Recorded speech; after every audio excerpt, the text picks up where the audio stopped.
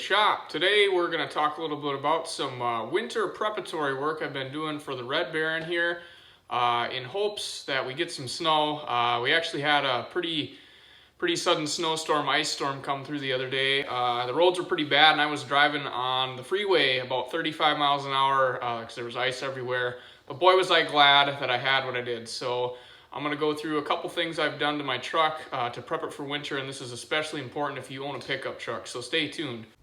So I figure we'll start up right in the front here with this light bar. Some of you may recognize this light bar. It was in my other video on the details of this truck specifically, which I'll link up in the corner right now. If you haven't watched that video, go check it out if you want to learn more about my truck. But this video will be mostly focused on winter prep for pickup trucks. So it's Harbor Freight or Northern Tool I purchased this at, and it's just a really cheap, like 14-inch light bar, I think. Pretty simple, bolted up right to my bumper, wired it right up through underneath, and it's super simple to wire up and connect. There's just a little relay cable, and it throws a lot of light. They say they're not DOT approved, but it's if you don't run it in the daytime and you run it at night and you turn it off when there's other cars, it'll be fine. 6 52-inch light bars. We're gonna turn on this massive wall of light. 3, 2, 1, go. Oh my God, the camera can't even focus. Oh, you guys, oh my eyes. And I got it throwing really low on the road, which is perfect because that's where my headlights don't shine. They shine on the left and right side, so this is the perfect location for this light bar. So moving forward, you can see that my truck is 4x4 equipped. Obviously it's got a transfer case, 4 high, 4 low, and 2 high, and that's of course useful in the winter. Lock the hubs.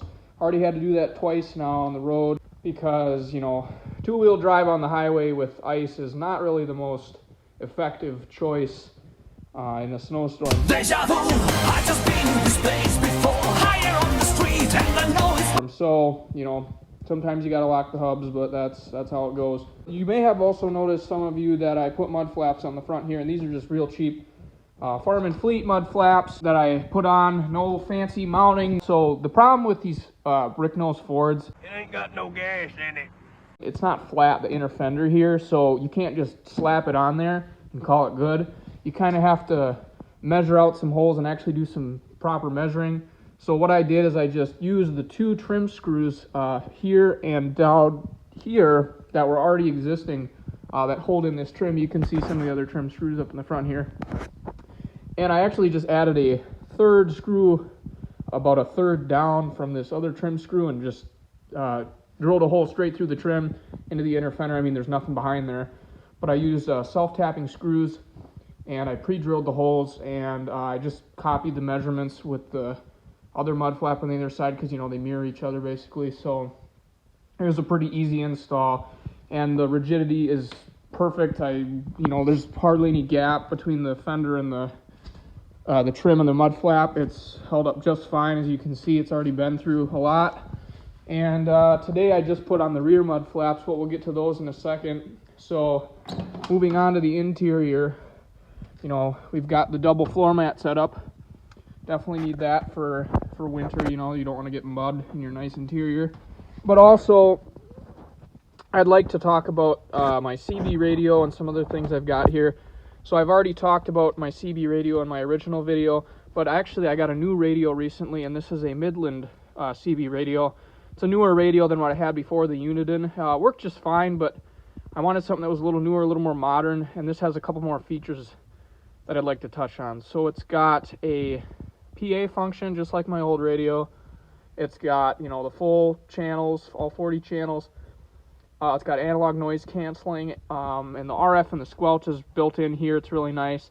You got your volume, your channel knob, but you also have a weather radio built in. And let me tell you, when I say this, it's incredibly useful when out driving on the road. I was coming home, like I said, a few days ago, and wanted to know the weather, so I flipped it on, and it was telling me the forecast for the surrounding area. And if I don't want to be looking at my phone while I'm driving, looking at the weather app, but I can just turn this on, listen to the weather for upcoming forecast, and it was pretty much a lifesaver because I was able to prepare and get ready for the snowstorm And also too, of course, the CV radio in and of itself is handy. You can get information about traffic, about road conditions, anything like that. So another thing I'd like to talk about is some really basic stuff that you might already have in your vehicle, but a flashlight for one thing is really good. This is actually it's a kind of a warning light. It's got a flashlight on it as well, but it's also got a red flash function, which is super nice, and it's got a magnetic back. Really cheap light from probably Harbor Freight or something like that. But it's really nice. When I pulled over on the side of the road, I want people to be able to see me, so I put that on the back of my bumper while I'm out, messing around, scraping the windshield or locking the hubs, what have you. It's always good to have some tools in your rig, too. Really basic ones, just in case. I've got a screwdriver. It's got the flippable bit in the front there. A couple wrenches. A spotlight. And of course gloves, safety gloves and warm gear gloves, and stuff like that. I also had a tow rope in here at one point, but I don't have any here anymore. I also have a collapsible shovel. In the winter I always try to carry a collapsible shovel, like an army shovel, to shovel out in case you get stuck or somebody else gets stuck on the side of the road, so that's always really handy. Next thing I'd like to talk about is the tunnel cover. You can see, so this is a new addition to my truck. This is just a standard roll-up Velcro cover. I'm going to show you how it works here in a second. Oh, it's a Light Rider. That's what it is. Light Rider roll-up cover. So it fits pretty perfect with the tailgate. I don't have any issues putting down or pushing up the tailgate at all. So to roll up the cover, if you look down here, there's a little kind of a spring here, and you pull it. All you have to do is pull on that little string and then roll it up, and it kind of comes out. It's seated in this little notch here, so you just roll it up like that, and it just rolls right up. Super simple, easy to roll up, easy to take off. And you can see I've got another thing I'd like to talk about in here, of course, not the skateboard. I've got sandbags for extra weight in the back. For when I'm, hauling down the road, two-wheel drive, the extra weight definitely helps. And I've got some battery cables, just in case. And that's pretty much it with the bed. So we'll roll this cover back up. And there's a couple advantages to the cover, actually, that I haven't touched on. So not only does it keep your bed clean and the snow out of your bed, it also helps with aerodynamics, because the wind isn't coming down and scooping into the bed and slowing you down, which, that could be also a drawback, I guess, but if you want drag, but it's kind of helpful with aerodynamics. It doesn't, probably improves fuel mileage by a little bit, but I'll take what I can get with this truck, because my fuel mileage is pretty bad. So, moving on, we can talk about the new mud flaps. So I just got those installed today. Did the same thing that I did with the front. Measured the holes on the trim, put another third screw in there, and just mirrored it on the other one. Seems to work fine. I thought maybe I'd have issues with this kind of flapping into the exhaust, but I don't think that's going to be an issue. Time will tell, but I really don't think it's going to matter too much. Talked about this bed liner before. You've seen it. The bed has bed liner. The bumper has bed liner on it.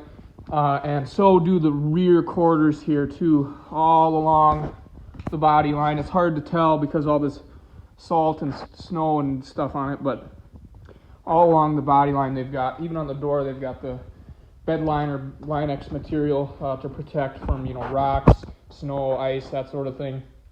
So it's real handy in the winter. Keeps all that crap off my nice paint job. Speaking of paint job, I think I'm going to get a car wash after this, and that's another thing you can do in the winter to kind of keep your truck looking nice. Wash it regularly if you can.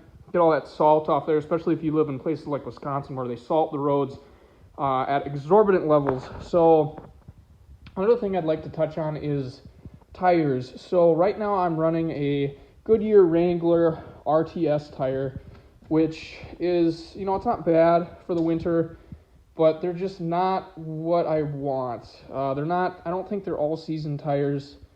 They don't perform like all-season tires, I'll tell you that much. There's just not enough siping. You can see, there's some, but it's not enough to where I would say they're satisfactory all-season tires. When I was rolling down the freeway, I just was sliding all over because the snow was packed so bad in these lugs and the siping and stuff. It just was not a fun time. So basically riding on bald tires at that point. So I think I'm gonna go with the Goodyear, or excuse me, not the Goodyear, the BFG KO2s. Timeless tire. They are rated at a 3 peak snow rating, which apparently that's got to be good snow performance for having a 3 peak rating.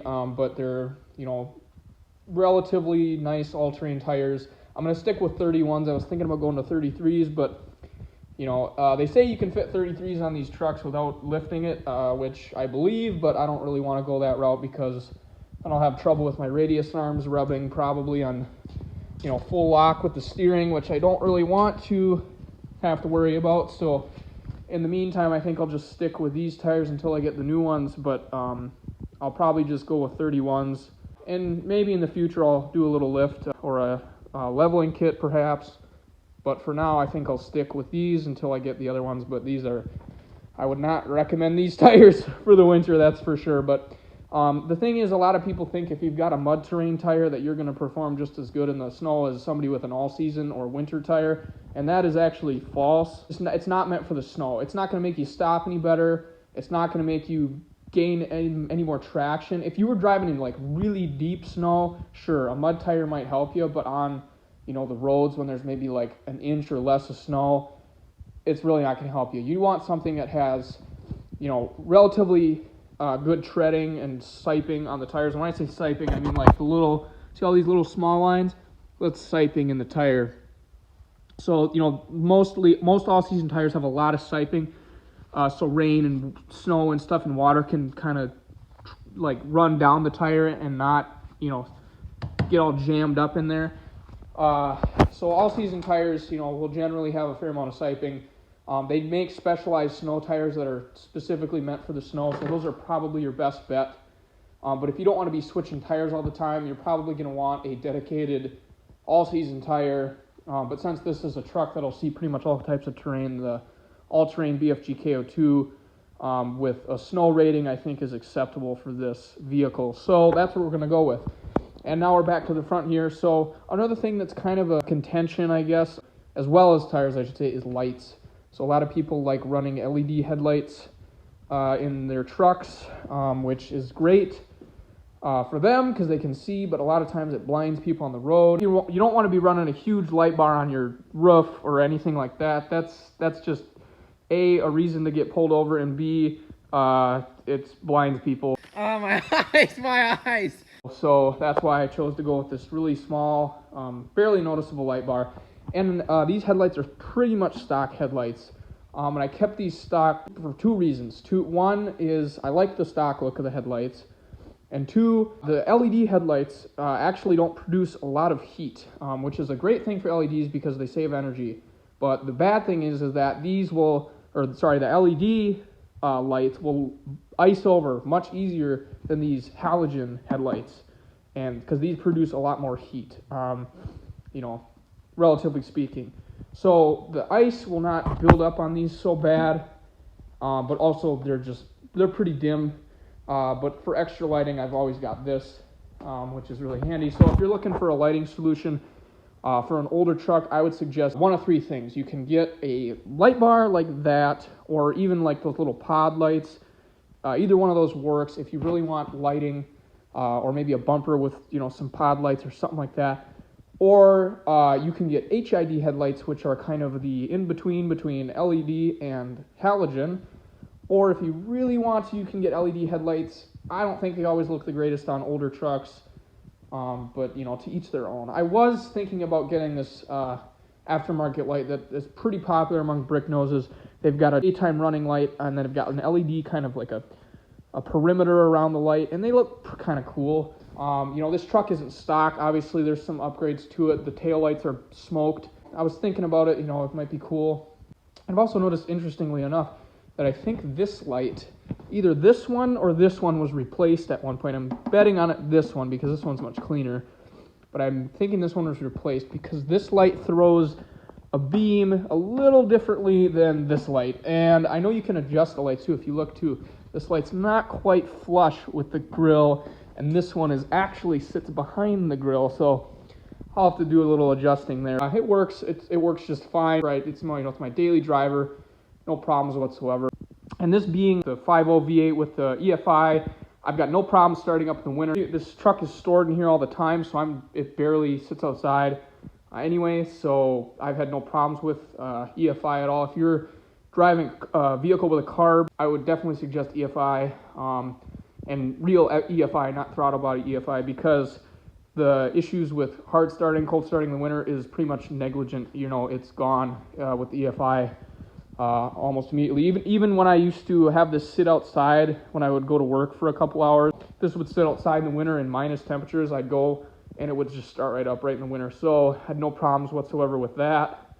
And I think that about covers it. So thanks everybody for tuning into this video. And it was kind of a little interim video that I decided to put out last minute. In lieu of not having a lot to do content-wise for like the Bronco stay and stuff like that. Stay tuned, though, for a video on the Bronco, because on the 4th of January, I am having a meeting with the owner of an off-road shop to plan out the restoration of my Bronco. And I know it's been a long time coming, and I think it's finally going to get started for real this time. They can start working on it in the middle of January. I'll do a recap video of that, and I'll reveal my big plan, so I know you guys have been waiting to hear that, so stay tuned for that video. And in the meantime, I'll just be putting out some videos on really basic stuff. Probably I'll put out a video on, putting on the new tires on the Red Baron if I end up getting those in the next month or two. And then basic maintenance stuff, anything like that. If you want to see something specific, more stuff on the Bronco, I'm more than glad to do videos on those kind of things, or other things that you guys want to see. So just let me know in the comments. So thanks everybody for watching.